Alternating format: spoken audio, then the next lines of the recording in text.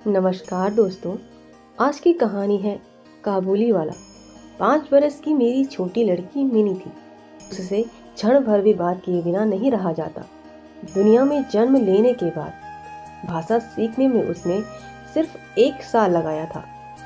उसके बाद से जब तक वह जागती रहती है, उस समय का एक पल भी वह खामोश रहकर नष्ट नहीं करती। उसकी माँ कभी कभी धमकाकर उसका मुंह बंद करा देती है, पर फिर भी मैं ऐसा नहीं कर पाता। मिनी अगर खामोश रहे तो वह ऐसी अजीब सी लगती है कि मुझसे उसकी खामोशी ज़्यादा देर तक सही नहीं जाती। सही कारण यही है कि उसके साथ मेरी बातचीत कुछ अधिक उत्साह के साथ चलती है। सवेरे मैं अपने उपन्यास का 17वां अध्याय लिखने ही जा रहा था कि मिनी ने आकर कहना शुरू कर दिया, बाबू बाबू, रामदयाल दरबान काका को कौवा कह रहा था। वह कुछ नहीं जानता है ना बाबा, विश्व की भाषाओं की विभिन्नता के बारे में। मैं उसे कुछ ज्ञान देने ही वाला था कि उसने दूसरी बात छेड़ दी। सुनो बाबू, भोला कह रहा था कि आसमान से हाथी सूंड से पानी बिखेरता है तभी बारिश होती है। ओ माँ, भोला झूठ मूठ इतना बोलता है, बस बोलता ही रहता है, दिन रात बोलता रहता है बाबू। इस बारे में मेरी राय के लिए जरा सा भी इंतजार किए बिना वह चट से पूछ बैठी, क्यों बाबू, अम्मा तुम्हारी कौन लगती है? मैंने मन ही मन कहा, साली, और मुंह से कहा, मिनी तू जाकर भोला के साथ खेल, मुझे अभी बहुत काम करना है।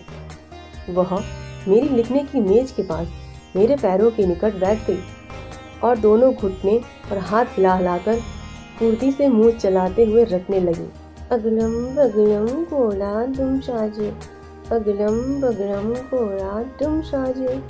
उस समय मेरे उपन्यास के 17वें अध्याय में प्रताप सिंह कंचनमाला को लेकर अंधेरी रात में कारागार की ऊंची खिड़की से नीचे नदी के पानी में कूद रहे थे।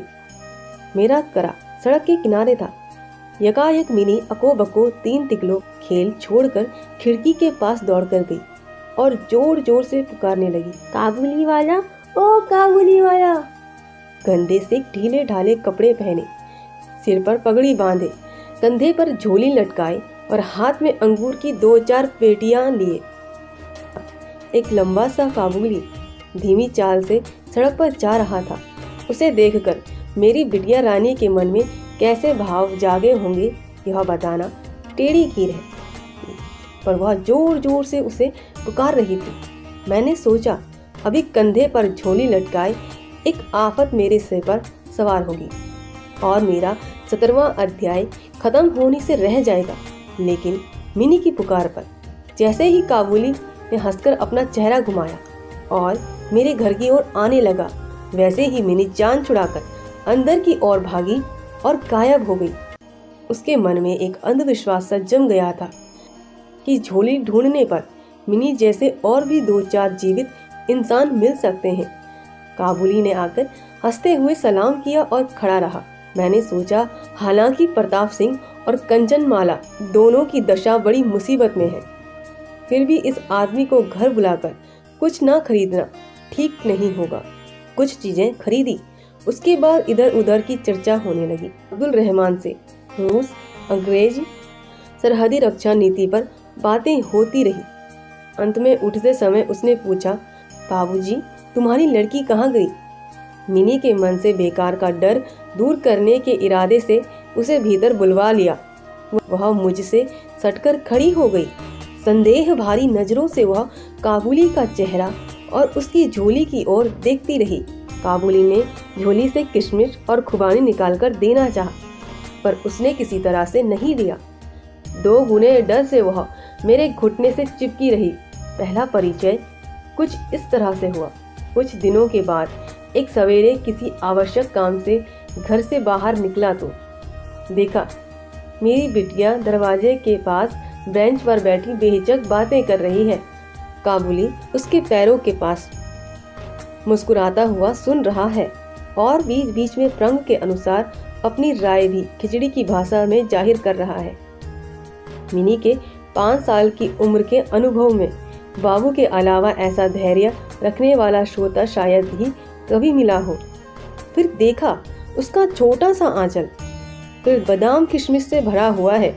मैंने काबुली से कहा, इसे सब क्यों दिया? ऐसा मत करना। इतना कहकर जेब से एक अठन्नी निकालकर मैंने उसे दे दी।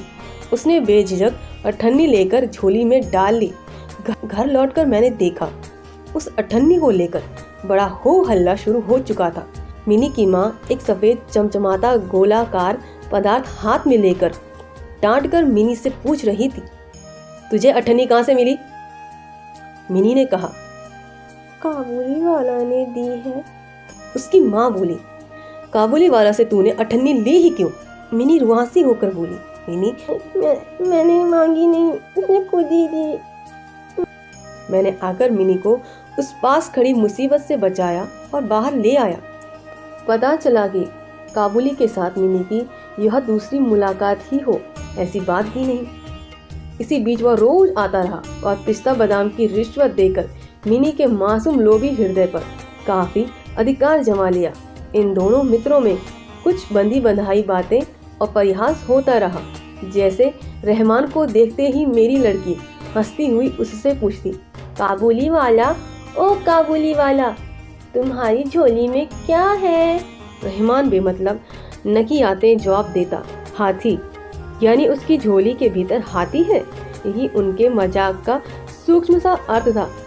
अर्थ बहुत ही सूक्ष्म हो ऐसा तो नहीं कहा जा सकता, फिर भी इस मजाक में दोनों को बड़ा मजा आता।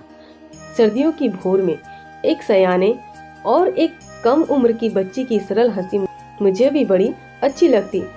उन दोनों में एक बात चल रही थी। उन दोनों रहमान मिनी से कहता, खोकी तू कभी ससुराल मत जाना। हाँ, बंगाली परिवार की लड़कियां बचपन से ही ससुराल शब्द की जानकार हो जाती हैं, लेकिन हम लोगों ने थोड़ा आधुनिक होने के कारण मासूम बच्ची को ससुराल के बारे में सचेत नहीं किया था। इसलिए वह रहमान की बातों का मतलब वह साफ साफ नहीं समझ पाती थी। लेकिन बात का कोई जवाब दिए बिना चुप रह जाना उसकी आदत के बिल्कुल खिलाफ था।